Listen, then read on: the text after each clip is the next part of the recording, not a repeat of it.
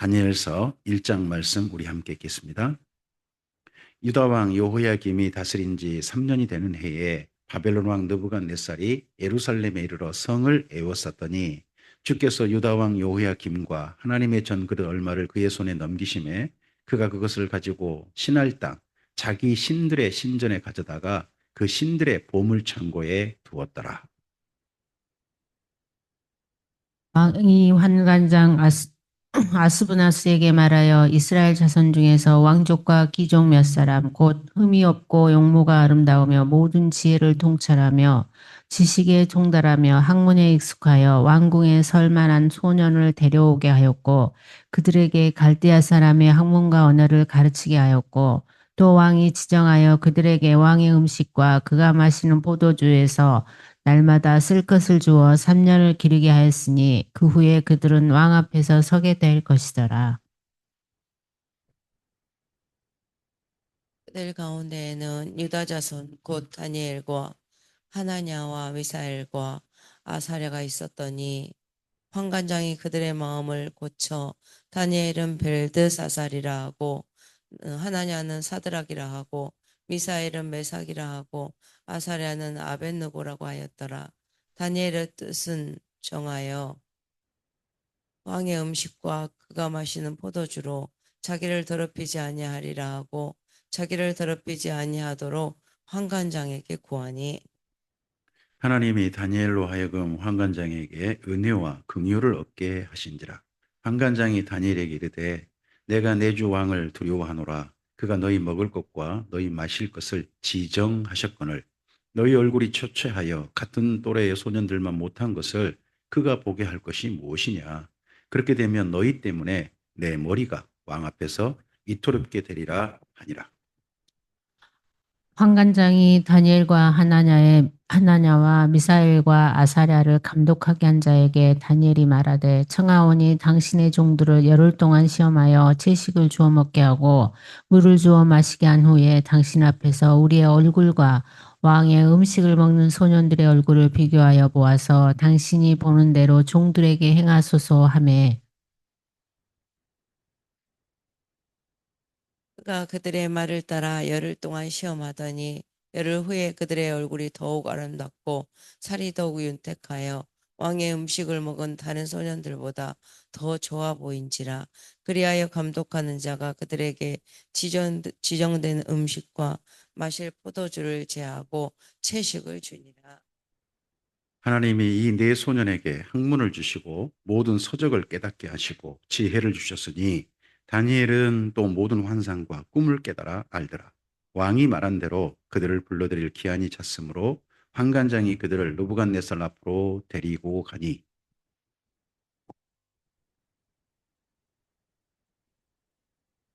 왕이 그들과 말하여 보매 무리 중에 다니엘과 하나냐와 미사엘과 아사랴와 같은 자가 없으므로 그들을 왕 앞에 서게 하고 왕이 그들에게 모든 일을 묻는 중에 그 지혜와 총명이 온 나라 박수와 술객보다 10배나 나은 줄을 아니라.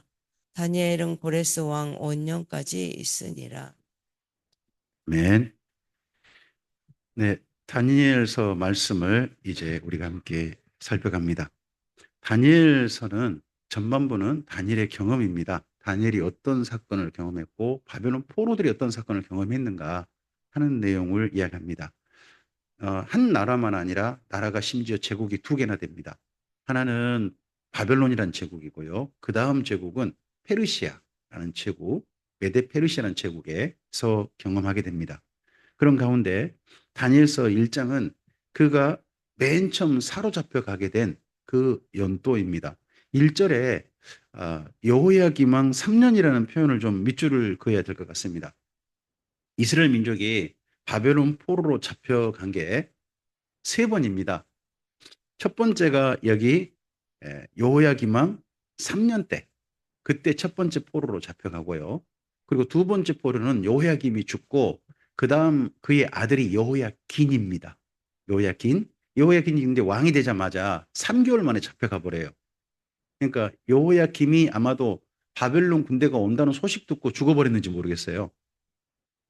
그러고 난 다음에 3개월이면 그냥 포위됐다가 바로 잡혀간 거예요. 뭐 그러니까 왕 되자마자 잡혀간 거죠. 뭔 일 해보지도 못하고. 그게 두 번째 포로로 잡혀가는 거고요. 그 다음 세 번째 왕이 시드기야죠.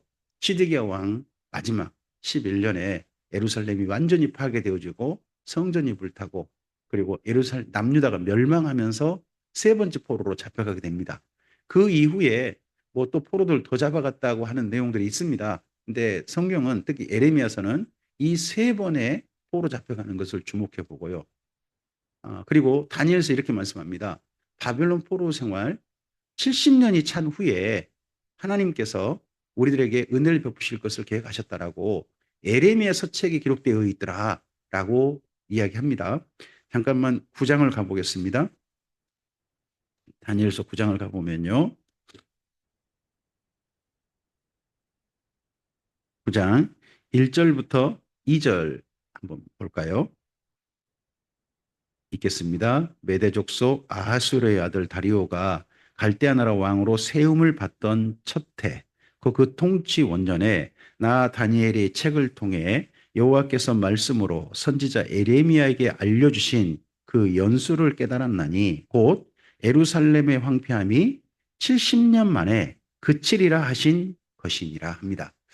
어, 여기 70년이 언제부터 수를 세워서 70년이냐 하는 것이 성경 이리저리 살펴보면 보입니다. 그게 여기 1장에 있는 여호야김 왕 3년에 잡혀간 그때로부터 시간을 세면 딱 70년이 됩니다. 그 다음에 여호야긴 왕 때 세도 70년 안 되고요. 그 다음에 시드기야 왕 11년부터 세어가면 약 50년밖에 안 됩니다. 그래서 70년이 여기 1장의 1절. 그래서 이 부분을 조금 기억을 해 놓으셔야 되는 거죠. 그러니까 다니엘이 자기가 잡혀가고 나서 한 70년 된 겁니다. 70년 됐는데 제국이 자기를 잡아간 제국이 망했어요. 그래서 새로운 제국이 자기들을 다스리게 된 거죠. 그럴 때 어떻게 역사에 이런 일이 일어났지 생각해 봤더니 에레미야 서책에 70년 만에 돌아간다 하는 내용이 발견된 겁니다. 발견되니까 그 새로운 제국에게 다니엘이 적극적으로 다가가가지고 아마도 고레스 칙령을 고레스가 명하도록 할 때 특별히 자기 민족에게 돌아가서 성전도 짓고 할 수 있게 해달라 하는 요청을 드리지 않았나 싶습니다. 고레스 칙령은 바벨론에 포로 잡혀온 수많은 나라들의 민족을 이스라엘 민족만 아니에요. 다른 민족도 다 돌아가게 했습니다. 자기 본래 살던 땅으로. 그런데 그냥 돌아가게만 했는데 이스라엘 민족에게는 은혜를 더한 거죠. 뭐냐 그러면 돌아가서 여호와를 위한 신전을 지으라. 이게 더해져 있습니다. 그러니까 이스라엘 민족은 특별한 혜택을 받은 거죠. 그럼 특별한 혜택을 누굴 통해 주어졌겠느냐? 아무리 봐도 다니엘이지 않냐라고 우리들은 짐작을 하는 겁니다. 그러한 다니엘의 이야기 시작되는 게 여기 1장인 거죠. 그럼 이때 포로로 잡혀갈 때 다니엘이 나이가 몇 살이나 됐을까요? 70년을 거기서 살잖아요. 그래서 이때 정도를 10대로 봅니다. 10대. 10대로 봐서 나중에 70년 채우면 다니엘이 한 90년, 90살, 100살 됐을 때 그 고레스 왕도 만나고 그의 뭐 외삼촌 다리오도 만나고 그러지 않았냐라고 짐작들을 합니다. 그리고 이때 다니엘과 함께 잡혀간 사람들이 있죠. 그와 함께 잡혀간 사람 3명이 더 있습니다. 네. 하나냐, 미사엘, 아사랴라고 하는 사람입니다. 그래서 6절에 그 밑줄을 좀 그어볼까요? 6절 4명이 나오죠. 네. 다니엘, 하나냐, 미사엘, 아사랴입니다. 이 3명은 3명 외에 더 약간 더 있었을 겁니다. 1차 포로는 이스라엘 민족 수많은 사람을 잡아간 게 아닙니다. 이들 보고 뭐라고 부르냐? 그래서 6절 옆에다가 살짝 좀 써놓으셔도 괜찮을 것 같아요. 볼모라고 쓰면 좋겠어요. 볼모. 예전에 어떤 나라가 다른 나라에 전쟁을 지면 니네 우리한테 또 까불면 이 사람 목숨 위험할 거야 하고 어떤 그 왕자나 이런 사람을 포로로 잡아갔어요. 우리나라도 그 원나라한테 청나라 같은데 왕자를 보내야 됐어요. 포로로. 특히 세자나 이런 사람을 보내야 됐습니다. 보내가지고 거기서 살게 해야 됐거든요. 여기도 여기 1차 포로는 그런 사람이라고 생각하시면 좋겠습니다. 그러면 이들은 남유다에서 어떤 사람일까요? 다니엘, 하나냐, 미사엘, 아사랴 이런 사람들은 아무리 봐도 남유다의 최고위층의 자녀들이다 하는 걸로 생각해 볼 수 있습니다. 또 심지어 이 중에는요, 왕자가 있을지도 모릅니다. 왕자가 있을지도, 다윗 왕가의 후손도 있을지도 모릅니다. 근데 이 다니엘서의 특징이 뭐냐면요, 이들이 어느 지파 사람이고 가문이 어떤 사람인지 하나도 이야기하지 않습니다. 보통 이스라엘 민족은 어떻게 하냐 그러면 이게 누구의 아들 누구다, 누구의 손자 누구다 이런 말을 잘 쓰거든요. 근데 이 네 명은 그런 말이 전혀 없습니다. 그래서 유다 지파 사람이다 하는 것만 이해가 되지 이들이 어느 지파 사람이고 조상이 어떻게 되고 하는 걸 몰라요. 다르게 또 생각해 볼까요? 남유다의 지파를 이루는 민족의 지파가 무슨 지파가 있을까요? 남유다를 이루는 지파 구성원이 세 개의 지파가 있습니다. 유다 지파, 베냐민 지파가 있어요. 그리고 또 하나 지파가 있는데 레위 지파입니다. 레위 지파. 그래서 여기 방금 이름 한 사람 있잖아요. 이 중에 한 사람이 요시야 왕 때 대제사장이 있거든요. 대제사장의 아들이 있어요. 대제사장의 아들. 그리고 이 사람 덕분에 그 다음에 그 바벨론 포로 중에 이 사람의 손자가 나타나게 돼요. 그 손자가 에스라예요. 에스라. 그래서 하나님, 미사엘, 아사랴 이 네 명 중에서 조상이 누군가 하는 것도 조금 보면 상당히 흥미로운 부분이 됩니다. 여기 관련해 가지고 어디를 참고하시면 좋나 그러면 저쪽 에스라서 7장을 꼭 한번 참고해 보시기 바래요. 7장에 족보가 나오거든요. 에스라의 자기 족보를 이야기를 하는데 그 중에 한 사람이 여기 이름이 이 네 명 중에 한 명이 등장할 거예요. 그러면 그 사람이 힐기야라고 하는 대제사장이거든요. 힐기야의 대제사장의 아들이고 그리고 그다음 납니다. 그리고 또 이 사람은 한 사람과 또 형제가 돼요. 힐기야의 아들이 성경 보면 두 명으로 보이는데 한 명이 또 한 사람이 에레미야입니다. 에레미야. 그래서 힐기야의 그 아들 가운데 그 좀 뼈대 있는 두 명이 좀 나타났다 하는 건 좀 보이죠. 그러니까 여기 네 명은 아무나가 아닌 거예요. 상위 최고위층의 뭐 그런 영특한 자제들 그런 사람들인 거죠. 그런 몇 명을 잡아간 거예요.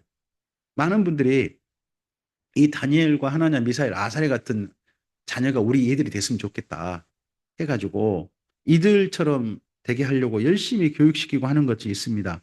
왜냐 그러면 그들 중에 이런 있거든요. 19절 한번 가보실까요? 19절 1장 19절입니다. 왕이 그들과 말하여 보매 무리 중에서요. 3년간 공부한 사람들이에요. 공부한 사람 중에서 다니엘과 하나냐와 미사엘과 아사랴와 같은 자가 없으므로 그들을 왕 앞에 서게 했다. 포로로 잡혀온 여기 남유다만 아니라 다른 나라도 바벨론에게 정복당해가지고 벌모를 막 보냈나 봐요. 그 벌모들을 교육시켰는데 그 가운데 누가 최고로 나왔다. 다니엘과 세 친구가 최고로 나왔다 하는 사람들입니다. 이 사람들은 본래부터 공부를 잘하는 사람들입니다. 본래부터 실력이 있던 사람들입니다. 그런 사람들인데 이곳에 가서 더 두각을 나타냈다 하는 그런 걸로 이해하시면 좋겠습니다. 그래서 우리 애들이 다니엘 같은 사람 되기를 원하신다면 우리나라 먼저 최고위층 상위 0.1% 계층이 되셔야 됩니다. 그러고 난 다음에 돼야 되는 거니까 좀 그런 부분들은 이해를 하시고 보시길 바랍니다. 근데 중요한 건 뭐냐? 이들이 포로로 잡혀가서 이들이 처음에 이 바벨론 땅에 살면서 바벨론 사람 되기를 거부했다는 겁니다. 그걸 보셔야 됩니다. 자, 먼저 이들을 바벨론 사람 되라고 합니다. 7절을 봐보세요. 7절 읽겠습니다. 환관장이 그들의 이름을 고쳐 다니엘은 벨드사살이라 하고 하나냐는 사드락이라고 하고 미사엘은 메삭이라 하고 아사랴는 아벤누고라고 했더라. 이 네 명을 다 이름을 고쳐버렸어요. 그리고 이름을 부를 때 이 이름으로 부르는 거예요. 이 이름으로. 이 이름이 다 그쪽 바벨론 신들을 따른 이름입니다. 다니엘이란 말은 하나님께서 심판하신다는 뜻이거든요. 단. 하나님께서 심판하신다라는 뜻이에요. 그런데 벨드사살, 벨이란 신의 사람이란 뜻입니다. 벨. 이렇게 그쪽 신의 이름을 따라서 바벨론 신의 이름 사람이 되라고 이름을 아예 바꿔버리는 거예요. 정체성을 바꿔버리는 거죠. 그리고 심지어 음식도 바벨론식 음식을 먹으러 가는 겁니다. 바벨론 음식. 그러니까 다니엘이 자 거기 7절하고 8절을 잘 연결해 봐야 돼요. 한간장이 이름을 고쳐서 다니엘을 뭐라고 부르게 했어요? 벨드사살이라 부르게 했지 않습니까? 그런데 8절 봐보세요. 벨드사살이 그렇게 말하지 않아요. 누구라고 그냥 이어가요? 다니엘이. 그러면 그럴 때 다니엘은 자기 이름을 지켰다는 건가요? 아니면 이름을 버렸다는 뜻인가요? 자기 이름을 지켰다는 거죠. 자기를 벨드사살에 부를 때마다 아닙니다. 저는 누구라 불러주세요. 다니엘이라 불러주세요. 그러다 보니까 이 다음에요. 여기 바벨론 사람들이 다니엘을 뭐라고 부르느냐? 벨드사살이라 이름하는 다니엘아라고 불러줘요. 이 다음에 계속해서. 그러니까 다니엘은 자기 민족의 정체성, 자기 이름을 가지고 있는 정체성을 버리려고 하지 않은 거죠. 지키려고 한 거죠. 거기다가 하나 더. 8절이 또 그쪽 사람이 되라는 뜻이거든요. 읽어볼까요? 다니엘은 뜻을 정하여 왕의 음식과 그가 마시는 포도주로 자기를 더럽히지 아니하리라 하고 자기를 더럽히지 아니하도록 한간장에게 구했다는 겁니다. 여기 음식이 왕의 음식입니다. 거기 보면 그렇게 표현됐잖아요. 왕의 음식이라고 돼 있지 않습니까? 왕의 음식과 마실 포도주. 그러면 이건 거기 볼모로 잡혀온 사람들한테 느부갓네살이 은혜를 베푼 겁니다. 왕이 베푸는 상은 먹어야 됩니까? 안 먹겠다고 해야 됩니까? 우리 같으면 어떻게 인사를 하고 먹을까요? 성은이 뭐 이렇게 하고 먹고 마셔야 될 거 아니에요. 근데 다니엘은요? 거절했다는 거예요. 이유가 뭐예요? 자기를 더럽히지 않겠다. 더럽히지 않겠다라고 표현해요. 왜 이 음식을 먹으면 더러워진다는 거죠? 그렇죠? 포도주도 마시지 않는다 그러잖아요. 포도주는 이스라엘 민족이 이걸 부정하다고 한 적이 없어요. 이제 음식 중에 이제 이것 보면 음식 중에는 혹시 이스라엘 민족이 먹지 않는 육식이 있는가 하는 것도 생각해 볼 수는 있어요. 사실 포도주도 마시지 않는 걸 봐서는 이거에 느부갓네살이 자기가 섬긴 신한테 바쳤다가 나오는 거예요. 우리 같으면 뭐라 그럴까요? 우리 예전에 그 제사 드리고 난 다음에 음복이라 그러잖아요. 기억나시나요? 예, 그 음복한다 그러잖아요. 그러니까 이쪽에서 왕이 자기가 신한테 바치고 나서 왕도 그 음식 중에 일부를 먹고 그리고 다른 사람들로 먹는 거죠. 자, 이스라엘 민족도 사실 이러했어요. 음복 있잖아요. 음복이라는 것이 혹시 제사 속에 이스라엘 민족 제사 속에 있었던 거 기억나세요? 뭐죠? 그게 화목제예요.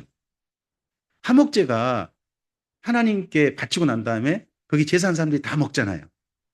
그잖아요. 그러니까 함께 식사하는 것은 그 신 앞에서 가장 아름다운 행동이었어요.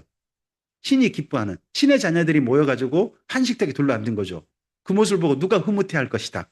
신이 흐뭇해하실 것이다라는 그런 의식이 있는 거예요. 그래서 이스라엘 민족도 그렇게 했죠. 지금 우리도요. 사실은 예배드리고 난 다음에 음식 나누잖아요. 식탁을 나누잖아요. 우리가 식탁 나누는 게 참 중요한 거예요. 가정에서 식탁도 중요하고 예배 후에 식사를 나누는 것도 참 중요한 거죠. 이런 의미에서. 근데 그것 때문에 더럽히지 않겠다라고 자기를 더럽히지 아니하도록 환관장에 입고 있다는 거예요. 이렇게 하면 그 다니엘만 좀 유난히 눈살 찌푸리게 하지 않았을까요? 다른 얘들은 음식 가리겠다는 말 하지 않았을 것 같아요. 다 뭐라 했을까요? 성은이 망극하옵나이다 하고 먹었을 것 같아요. 근데 다니엘뿐만 아니라 다니엘과 세 친구가 아마 이렇게 한 것 같거든요. 다니엘과 세 친구. 이 다음 읽어보면 다니엘이 대표로 말을 하고 다니엘과 세 친구도 이렇게 한 것 같은데 남유다에서 온 사람 쟤들은 유난하다. 뭐 저런데 뭐 이런 눈살을 찌푸렸을 줄 모르고 사실 이랬다간요. 그들을 관리하는 사람들이 이들한테 징벌을 갈 수도 있잖아요. 근데 다행히 하나님께서 이 표현이 이어지는 거죠. 그래서 9절 보시면 하나님이 다니엘로 하여금 환관장에게 은혜와 긍휼을 얻겠다는 거죠. 불쌍히 여김을 받게 했다는 거예요. 그래서 이 음식 문제를 가지고 서로 이야기를 나누게 됐습니다. 이야기를 나눌 기회를 얻어가지고 이 음식을 왕의 베푸는 음식 말고 그냥 그 땅에 나는 채소와 그리고 하나 더 물을 마시겠다. 포도주 안 마시겠다. 하는 걸로 결정을 해가지고 그렇게 식사를 합니다. 한번 여쭤볼게요.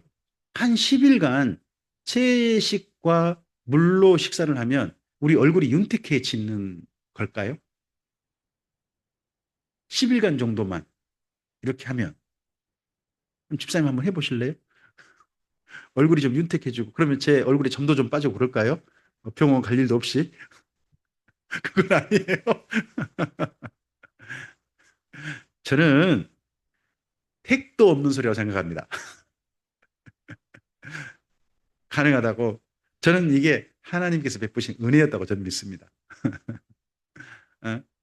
하여튼 이들이 10일 동안 실험을 했어요. 거기 14절과 15절 한번 읽어볼까요? 그가 그들의 말을 따라 열흘 동안 실험하더니 열흘 후에 그들의 얼굴이 더욱 아름답고요. 살이 더욱 윤택하여 왕의 음식을 먹는 다른 소년들보다 더 좋아 보이니라. 왕의 음식이 좋은 음식이었을까요? 안 좋은 음식이었을까요? 최고로 좋은 음식일 거잖아요. 근데 그거 먹은 사람보다 더 좋아 보였다는 거잖아요. 왜 그럴까? 전 첫째는 이 네 명의 마음이 편안했을 것 같아요. 음식을 먹을 때마다 꺼리끼는 마음이 없었을 것 아니에요. 그런 것도 있을 것 같고 특별히 하나님께서 베푸신 은혜가 있었을 것이다 라는 생각을 저는 할 수밖에 없다고 봐요. 뭐 우리가 사람이 조금 좀 얼굴이 혈색이 돌게 하려면 음식을 잘 먹어야 돼요? 아니면 음식을 가려서 먹어야 돼요? 잘 먹어야 된다고 생각하잖아요. 네네. 하여튼 잘 먹어야 된대요. 잘 먹어야 된대요. 어, 제가 이번에 우리 조홍현 집사님과 이야기를 나누다 보니까 좀 들은 게 있는데요. 조홍현 집사님은 몇 년 전에 말기암 환자셨어요. 몸에 전이 된 부분이 무려 네 군데나 더 있는 대장암이었는데 그런 상태셨대요. 뭐 경제적 형편도 어렵고 여러 가지로 안 좋았다는 거죠.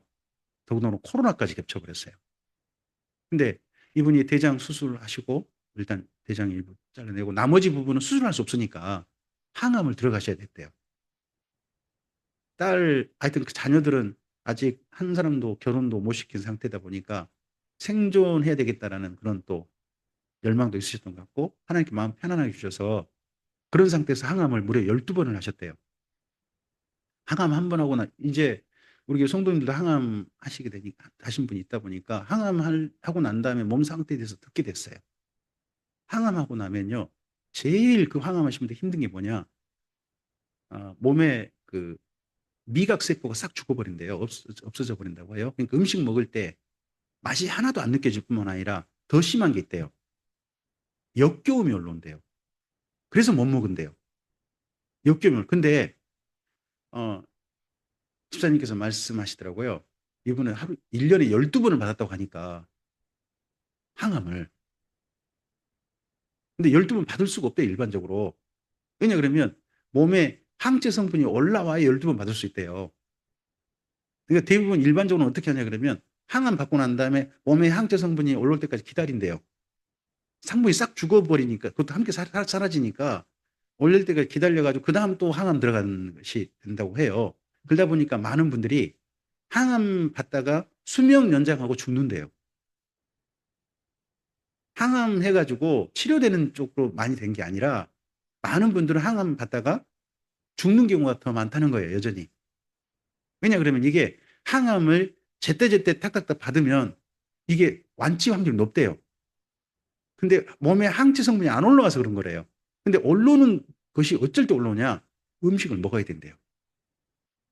그런다 할지라도 먹어야 된대요. 근데 대부분 다 음식을 못 먹는데요. 그 민맛도 없고 맛이 하나도 안 느껴질 뿐만 아니라 역겨움이 올라와가지고 도저히 넘기기가 힘들다는 거죠. 근데 집사님께서는 그 이야기를 하시더라고요. 집사님 같으신 경우는 더더구나 코로나 때 그런 일을 겪으셨으니까 항암 12번 받으셨으니까 그때 다행히 집사님은 음식의 맛이 조금 느껴지셨대요.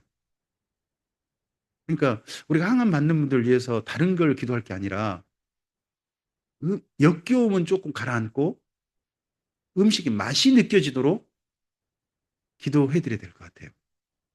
그랬더니 몸의 항체 성분이 금방 바로 올라오고 해가지고 무려 1년에 12번 받다 보니까 보통 말기암에다가 몸에 전이가 4군데 되면 그건 대부분 돌아가신다는 거죠. 지금 완치 판정 받으셨잖아요. 그러니까 제때 받으면 된다는 거죠. 우리가 음식 부분도 생각을 해보면 이런 것들이 우리 몸에 음식이 정말 참 중요한 역할을 하는 건 분명해요. 우리 몸에 건강할 수 있는 힘을 하나님이 주신 선물인 거죠. 선물을 선물답게 우리 자신을 더럽히지 않고 우리 자신이 더 건강하도록 잘 음식을 하나님의 선물로 만났으면 좋겠습니다. 특별히 우리 지금 치료 중에 있는 분들을 위해서 꼭 입맛이 돌도록 좀 역겨움은 가라앉도록 해서 음식을 잘 드실 수 있도록 꼭 함께 좀 기도해 주셨으면 합니다. 그리고 이들에게 이 다음 길이 이제 열리게 됩니다. 자, 다니엘이 가장 먼저 바벨론 땅에 가서 음식 문제를 이야기했다라고 할 수 있습니다만 다르게 생각해 봅시다. 다니엘은 바벨론 땅에 가가지고요, 자기 민족의 정체성, 자기가 여호와 하나님의 사람이다, 유다 사람이다 하는 정체성을 지키고자 했습니다. 어려서 그 정체성을 지키려고 했던 그 출발이, 뜻을 정했던 그것이 그 다음 다니엘이라는 사람의 삶으로 이어간 게 보입니다.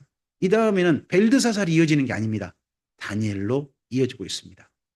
우리 사랑하는 모든 성도님들과 우리 자녀들도 하나님의 사람으로서 인생을 이어갈 수 있도록 우리들이 돕고 또 우리 자신이 그런 길을 한결같이 걸어갔으면 좋겠습니다. 뜻을 정해서 할 건 하고, 뜻을 정해서 그동안 했다 할지라도, 다른 사람이 다 한다 할지라도 나는 이건 안 하겠다 하는 것도 하나님의 사람답게 걸어가야 할 길에 우리의 삶의 태도라고 믿습니다. 오늘 여기 다니엘서 1장을 통해서 출발하는 다니엘을 기억해 보셨으면 좋겠습니다. 출발이 뜻을 정한 겁니다. 하나님 앞에서 자기 정체성을 지키고자 해서 그러한 이 모습이 우리에게 아름다운 모범이 되기를 바랍니다. 기도하겠습니다. 주님 감사합니다. 주께서 허락하신 주의 말씀을 삼가 듣고서 이 말씀을 따라 우리의 삶을 주님 안에서 다시 한번 생각하고 점검합니다. 다니엘이 바벨론 포로라고 하는 생활을 시작합니다. 거기에서 70년 넘게 그 바벨론 포로로서 생활합니다.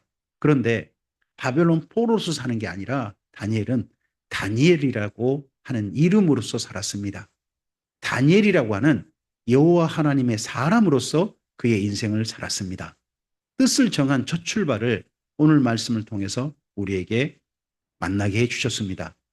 이걸 만나게 하신 주님의 소원이 있으시고 우리를 향해서 기대하신 바 하나님의 뜻이 있으리라 믿습니다. 우리 또한 예수님 안에서 우리 인생의 뜻을 정하여서 하나님의 사람답게 걸어가고자 하는 삶으로 여기까지 걸어올 수 있게 해주셨사오니 이제 그 걸음을 한결같이 걸어가서 예수 그리스도의 사랑받는 사람, 바로 우리로서 우리 인생길을 걸어감을 하나님께서 인정해 주시는 은혜를 누리게 해 주시옵소서. 주께 우리의 인생길을 부탁드립니다. 또한 우리 사랑하는 자녀들의 인생길 또한 주께서 도와주시기를 소원합니다. 의지하오며 예수님 이름으로 기도합니다. 아멘.